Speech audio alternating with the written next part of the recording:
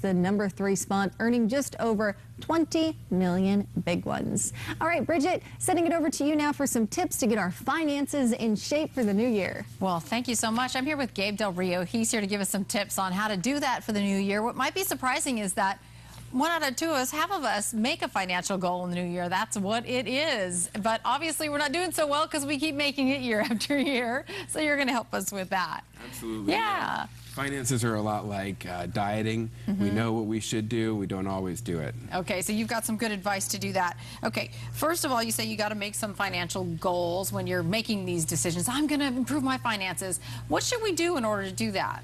Well, you know, when you're making goals, you want to make SMART goals. So goals that are specific, measurable, attainable, realistic, and time-bound. Give us an idea of what that might be, some goals. So, for instance, instead of saying, I want to buy a house one day, or I want to save up for buying a home, those aren't very specific. You could say something instead that would be, I want to save $5,000 by the end of March toward buying a home. And you know that that's realistic. You know when it's supposed to be done because you've done a budget and you put it on a plan. And that's when you're being smart about your goals. It's much more specific. So you could save for your children's college. That's you could right. save for a house, a car, whatever. Be whatever specific your in that. financial goals are. What if you're on the other end and you've been spending too much and it's really you want to get rid of debt, which I'm sure is another huge goal for people? Sure. Well, when you're paying off credit card debt or any debt, you want to start with the highest interest rate first.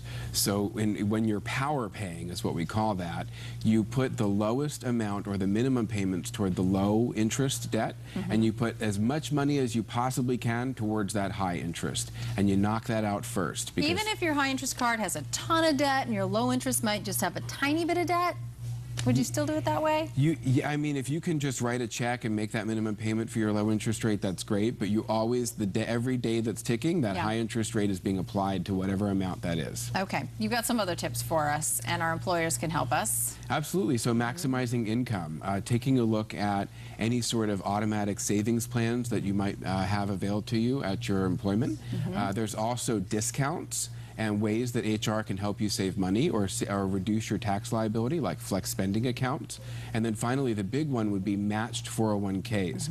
Always take advantage of the full match that your employer provides. So you might want to just go in and talk to your accounting department, sit down with them and HR and see, maybe you haven't done it in a while, maybe things have changed, and get an update on what they have. An automatic savings plan, why is that so important maybe for people that haven't been able to save? You know, if your income goes up a little bit each year, if you're lucky enough to have that, and you get yourself on an automatic savings plan for that amount, by the end of the year, you'll have this amount of money that you never really noticed was missing each year or each month, and but you do end up with that savings and get to a goal. Which is nice. And you say, speaking of money that you might get at the end of the year, when you get your taxes back, what's your advice for people when it comes to that money? Often we want to spend it on something. Right, that's the #1 thing that people do. Think now about what you want to do with it. Are you trying to achieve a savings goal? Are you trying to get out of debt? Plan that ahead of time. Don't be reactionary when the money's in your hands. You're so decisive. I love the way you say these things. We're so emotional, though, and sometimes you're in relationships where one person feels one way and another feels another way about money. So how did making these plans for the new year help you, have a better relationship at the same time, getting your financial goals in line? Yeah, money can be stressful at home, for sure.